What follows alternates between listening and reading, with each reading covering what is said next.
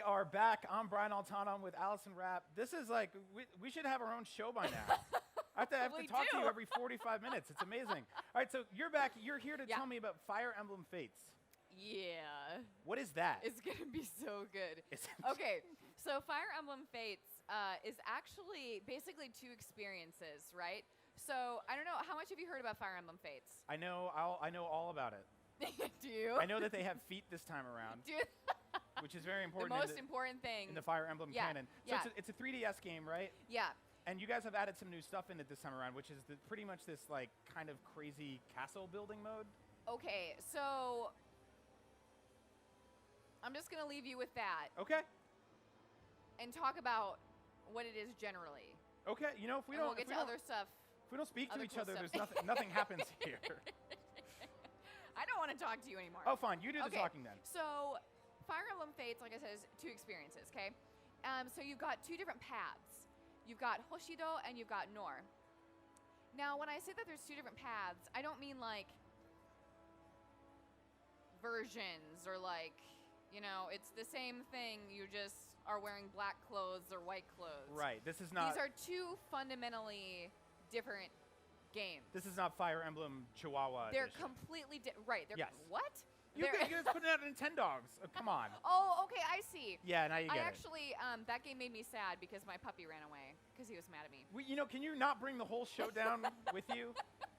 Fire Emblem, stay on target. Yeah, so two different experiences. So depending on which path you pick, you're going to have a completely different storyline, different maps, different interactions with characters, different characters, period. Just a completely different a game, basically. So what we're seeing right now is... is this a girl, Sarah? Oh, snap. So you can pick a boy or a girl, right? Like just like you could in Fire Emblem Awakening. Yep. It used to be a boy in the first one they showed us, and I was like, but now it's a girl. And did they change it because you complained? Probably. You have a lot of power over there. Misandry. Wow. Right? I gotta stay away from you. Yeah. So so you can play as a boy or girl, and basically what you are is you start out in the Kingdom of Nor. And you find out that you've been in isolation. Your dad, who's this like kind of not so nice looking king, that guy, has put you in isolation for a very long time with only your siblings to keep you company until you could prove that you are a good enough warrior to basically like represent this Kingdom of Nor, because Nor is like all about you gotta be a tough man, you know, like. So the story of this game is that your dad locked you up with your brothers and sisters and made you fight them until you were strong enough to leave? Yes. That's insane. Basically, and so you get out, you know, they let you out, you're strong enough now, and he gifts you with this sword. Yeah. And he's like, you're strong enough now, and so now you get to test yourself for real by battling these prisoners from Hoshido. And so you're kind of naive, you're like, yeah, I'll battle them, whatever. And so you are currently we're going into one of the earlier battles in the game. We're in chapter 2, and so what we're seeing right now is something called Dragon Vein. And Dragon Vein is a new battle mechanic in Fire Emblem Fates. And what that is it's this space on some maps where if you have someone of royal blood that you're using in your battle, and your player character is actually of royal blood in this game, which is like a first, right? Like your player character is the prince or princess. You can move that person of royal blood to the Dragon Vein and make something happen. So what we're doing right now is we're basically creating like a safe spot for your characters to go into and be protected from... A comfort zone. From a feel-good space. To go in and be protected from the enemies that you're battling that are on the other end of the battlefield right now. Does this space also protect you from your awful father? No. No. Your awful father. He's always there. He's omnipresent. He's always there. He's always there. He's always being pretty meanie pants. And so we're going to see some battling. And if you're not familiar with, are you a big Fire Emblem fan or kind of like Mimime? I played it and I was bad at it. I don't know what Mimime was. Yeah, what you're was bad that? at it? No, I'm not good. I'm not. Did you play Awakening? Yes. Okay, so in Awakening, we had these two different kinds of modes. There was the classic mode, and then there was like the casual mode. And it's funny because classic mode means when your character dies, they're dead. Yeah, and you know what? No one told me that. I went in and just started playing the game, and then all my friends died. Right. And they never came back. Because you see casual, and you're like, I'm not Well, I saw Nintendo on the box, and I was like, this should be nice. And then everyone died. And you didn't have any characters left. And then I wrote all these letters to Nintendo Power, which apparently they don't make anymore.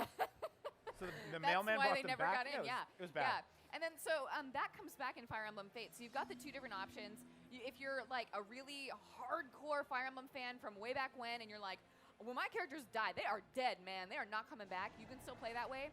But there's also the casual mode, which is how I play, which is like, well, they die in the battle, but like Magical Fairy or something, and they come back for the next battle because friendship lasts forever. I like friendship, and I like to see them flirt and stuff like that. Exactly. No, it's important to me because I like to be able to play these games without the constant fear of impending doom. Right. Like I like the idea of maybe people stick around for a little while and they don't just die on you. Well, see, this is where this game is going to get tricky for you then. Great.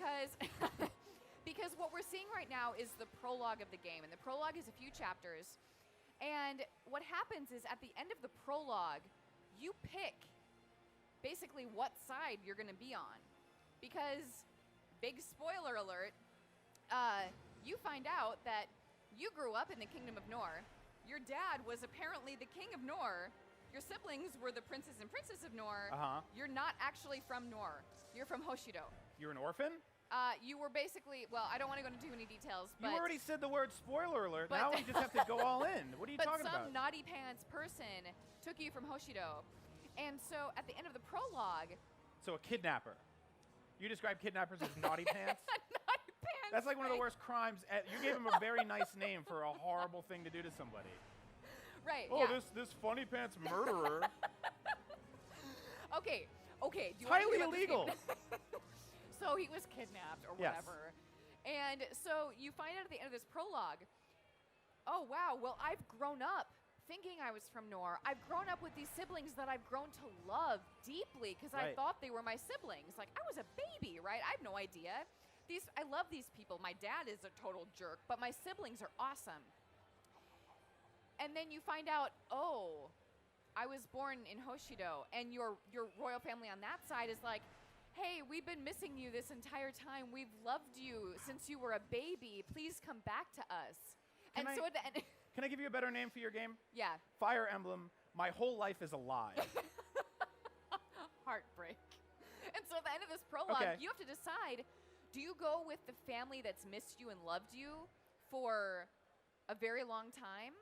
Or do you go with the family that you have grown to love because you thought they were your family? So this is a fish out of water kidnapping story. If you can just sit on that one for a while. That's all yours. Yeah. So does this get uplifting at any point? Like you get out there and you start beating people up, right? It's this dark the whole time?